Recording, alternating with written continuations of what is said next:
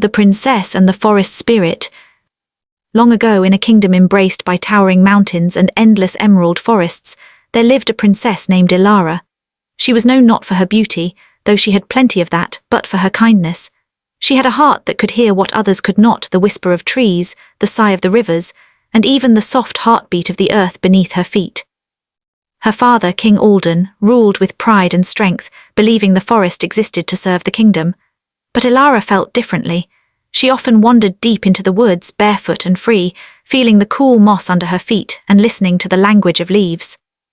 The forest's warning. One dawn, as sunlight painted gold across the treetops, the forest grew silent. The birds stopped singing. The wind no longer danced. Ilara felt an ache inside her chest, a heaviness that came not from her heart but from the forest itself. Then she heard it, a voice, soft and deep, echoing like the hum of the earth. "Daughter of men, the balance is breaking." Startled, Ilara turned. Before her stood a figure, neither man nor beast but something between. His hair shimmered like vines of ivy, his eyes glowed with green light, and his presence was both gentle and terrifying. "Who are you?" she whispered.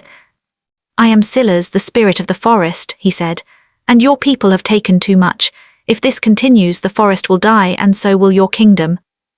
The plea. Ilara's heart trembled. She knelt before him.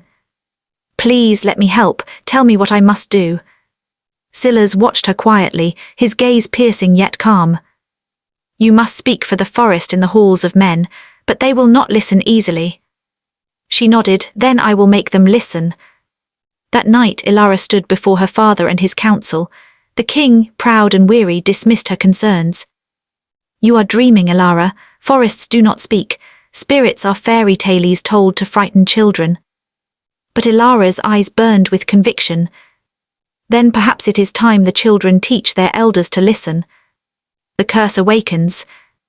Ignoring her warnings, the king ordered his men to cut deeper into the forest, to build new cities and gather more timber.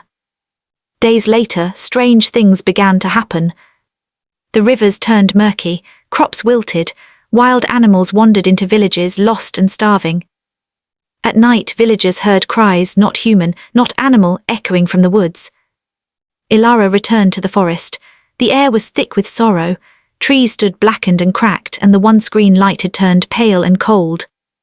Silas appeared again, this time weaker, his form fading like mist. "I warned you," he said softly. "Now the forest mourns." Ilara fell to her knees, tears in her eyes. "Then I will save it, even if no one stands with me." The journey of redemption.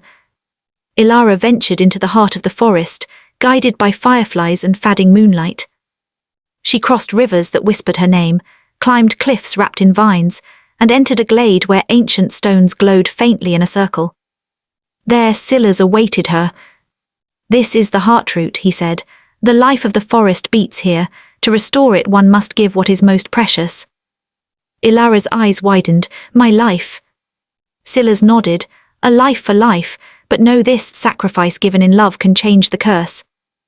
Without hesitation, Ilara placed her hand over the glowing roots. "Then let my love heal what greed destroyed." Light erupted, blinding and beautiful. Vines wrapped gently around her arms, and flowers bloomed from her tears. The wind carried her laughter as her spirit merged with the forest's heart. The awakening. Days passed. When the king entered the forest searching for his daughter, he found it transformed. The trees shimmered with new leaves, rivers ran clear, and blossoms painted the air with fragrance. In the center of the glade stood a grand white tree, its bark smooth as silk. And beneath it the king saw her, not in flesh but in spirit, her image glowing faintly within the trunk. "Father," her voice whispered through the leaves, "I am one with the forest now. Protect it as you would protect me." The king fell to his knees, weeping. From that day forward he decreed that no tree would fall without cause, no animal would suffer without reason, and no stream would run dry by human hand. The legend lives on.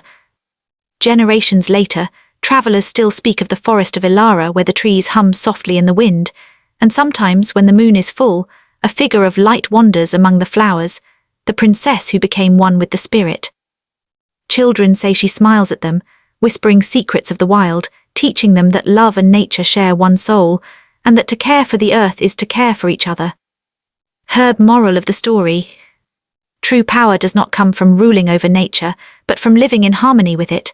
Love can heal even what greed destroys.